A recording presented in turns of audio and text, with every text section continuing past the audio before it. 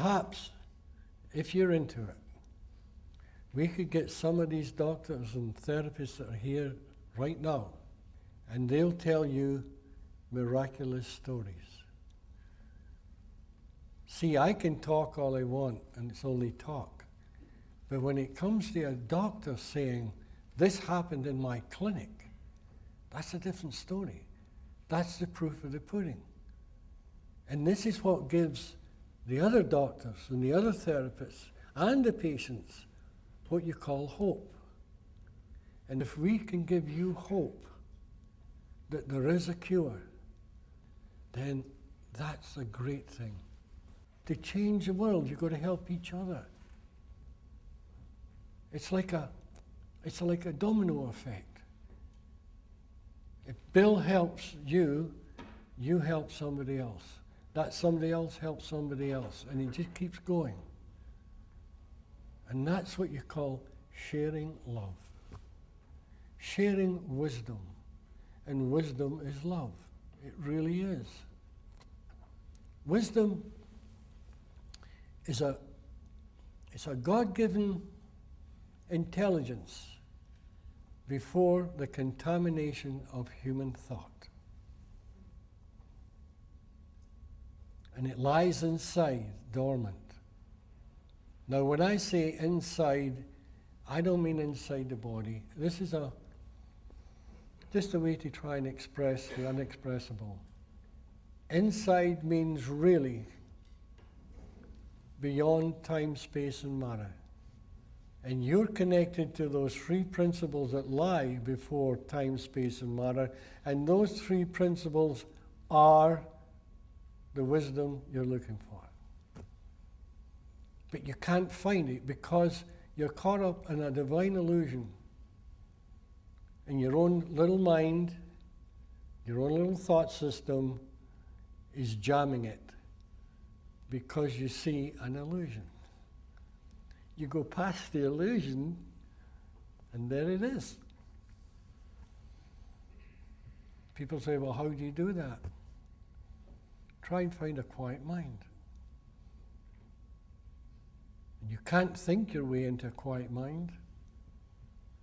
All you have to do is just be. That's all. Just be. And that quiet mind will take you there. But you'll never find it with a busy mind. So the more you think about what I'm saying, the worse it'll be for you. Don't think about it. If you get a nice feeling, enjoy it. That's the way. If you're driving home, don't try and figure it out. But I bet you 90% of you will.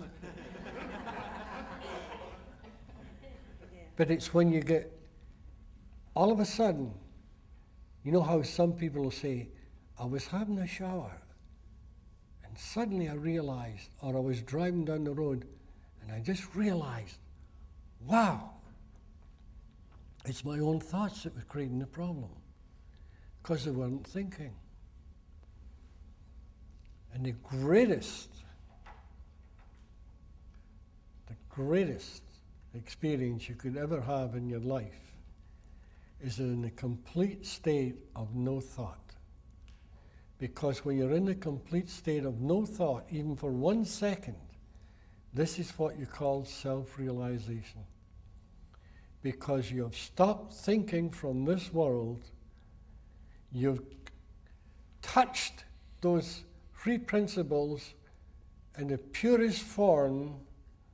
You go beyond this physical world to the state of absolute purity, and you find out the secret to life.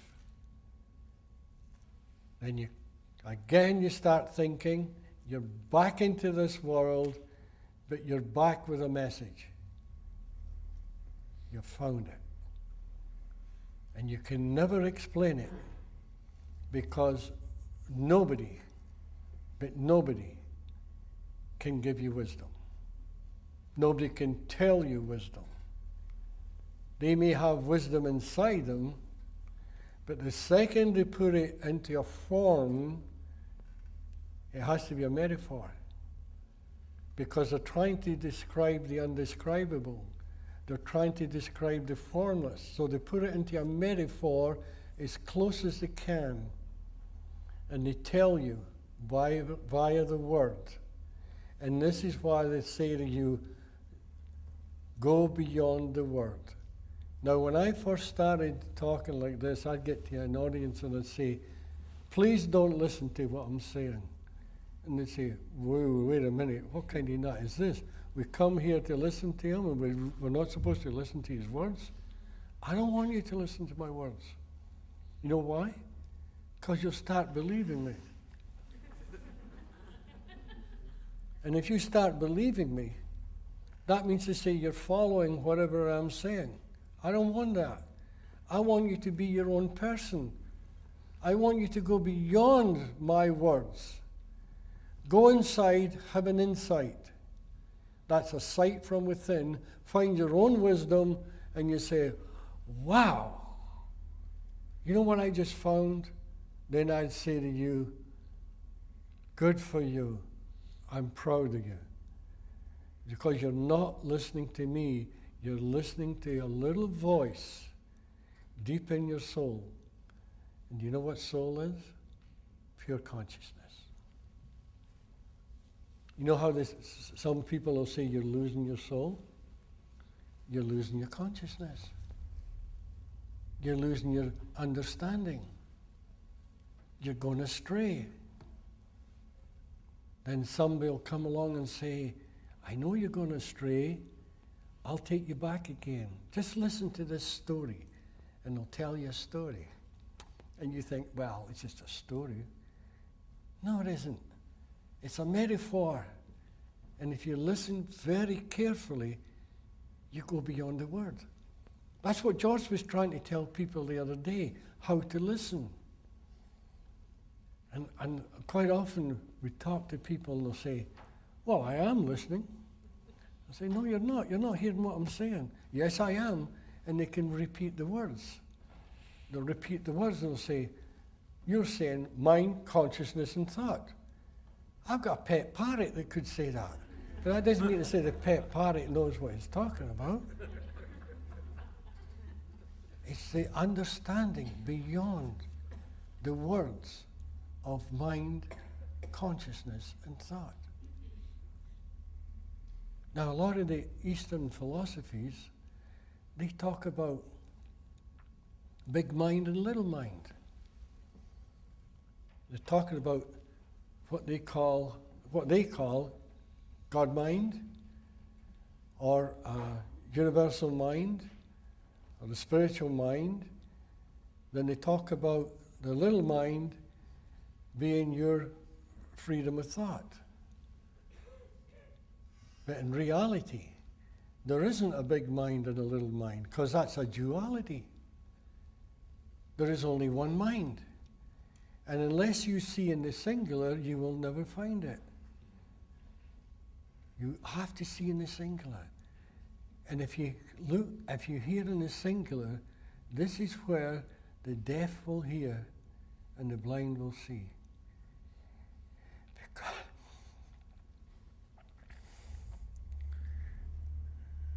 it's all inside. It's already there. You're already there. And if somebody tells you that it takes years and years of study to get there, don't listen. Don't listen. You know how close you are? You're one thought away. One thought. Then you've got it. 2 thoughts, you're getting close. 3 thoughts, you're not so close. 100 thoughts, you're really getting away. 1,000 thoughts, you're really missing the boat. People say, you know what I think? I say, no, I'm not interested. Because it's a world of thought. And if you can find the secret to thoughtlessness, and I've had people say to me, you know, Sid, you're full of it. I say, okay, how come? Well, I'm talking about one particular person a long time ago. Well, I've been in that state of no thought, and I didn't like it one bit. And I'll say, oh, really? You were in a state of no thought? Yes. He says, it was the scariest thing I ever had in my life. I said, tell me about it. He says, well, I was driving past St. Mary's Lake, and all of a sudden my mind went blank, and I panicked. I really panicked. I thought it was, oh, God, he says, it was horrible. And I said, well, what made you panic? He says, well, the thought of having no thoughts.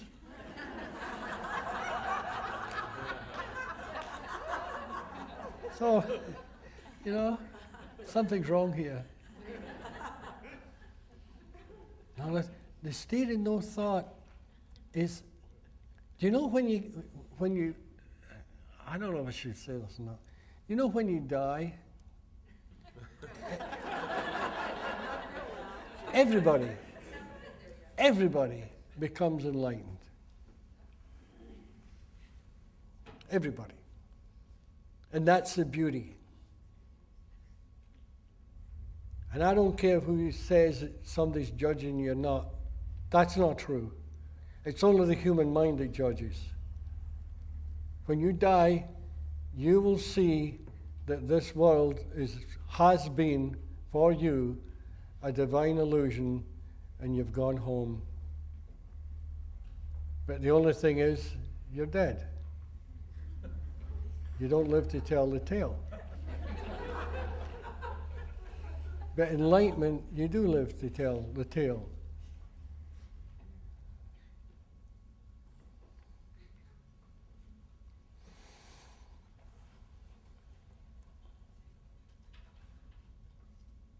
Now, I've sometimes talked about the three principles for an hour to people, and they'll say to me, well, when are you going to tell us about the principles and how they work?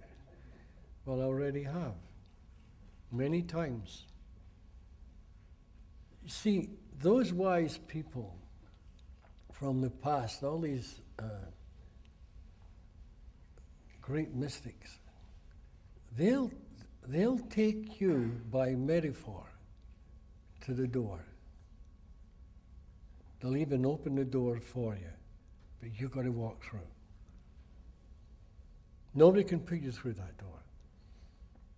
If you want to go past this physical world and find out the ultimate secret, you have to do it on your own. If you want to find the wisdom inside yourself, you have to do it on your own. Because somebody could talk to another person till hell freezes over every day in life, and they'll never find it because they're going to go through it. And here's another beautiful thing. Some people will say, well, I've been talking to this man that really knows, or this woman that really knows what they're talking about for 40 years, so I know more than you. Time is an illusion. And somebody can walk in here, sit down for 5 minutes, and be ahead of you, me, and everybody else. So don't ever be fooled by anybody saying to you, I'll have to teach you because I've been listening for X amount of years. That has nothing to do with it. If that's the case, those people do not know that this life is an illusion. It's an illusion. It's a divine illusion, and it's held within the boundaries of time, space, and matter. And this is why time, space, and matter are illusions. You see, this is all tied into physics. Mind, conscious, and thought are all tied up.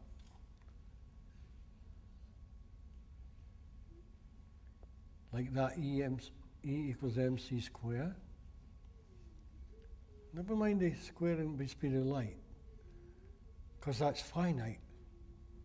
And no matter how big a number it is, it can still come to an end. The answer to that should be infinity.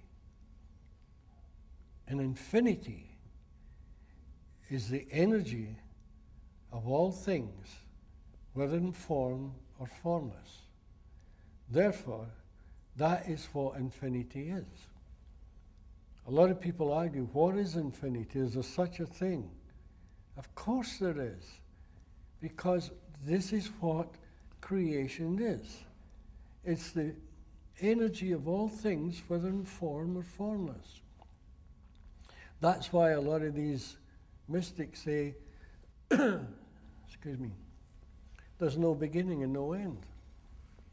Now, with our little minds, we can't possibly imagine no beginning and no end.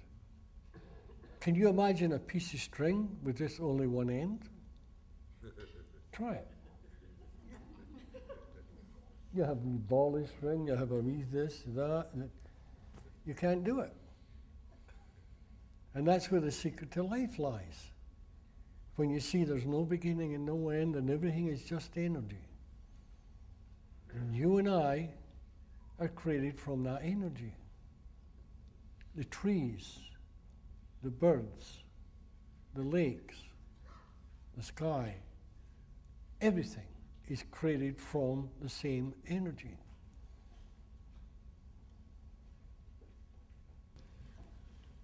It's an illusion. When the illusion comes to an end, you come to an end. And that's what they call death. But life and death are really the same thing in a different form, because they're all the same energy. Now, as I say, the intellect can't understand that, but you can realize it. And to realize it, you must step inside, go beyond the intellect, peace of mind, and there it is. It's right in front of you. Always has been, always will be. That's why the great nothingness some of the sages talked about is before creation. And the great nothingness and the allness are the same thing in a different disguise.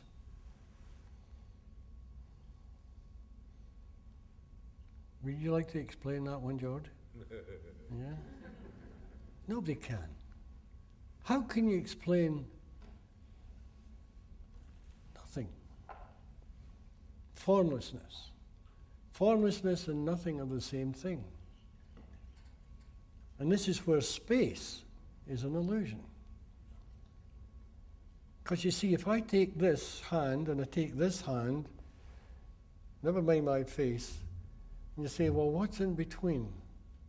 What's in between here and here? And the answer is nothing. It's empty space. That's not true. Because this hand is created from the formless energy that has taken a form. This hand is the same energy, the formless energy that has taken a form. And in between, there's air, there's oxygen, nitrogen, there's particles of dust, and there's energy. All in between, all created from the same formless energy. Now, if that's true, these two hands are really like that. There is no space. It's an illusion. And this is what the physicists are looking for. Why is this and this look different? When in actual fact, if you're here and you want to get it there, that's all you have to do. Because it's all one. Everything is all one. Everything is an illusion. Well, thank you very, very much for coming. I really appreciate it. And on behalf of Bill and I, we really thank you.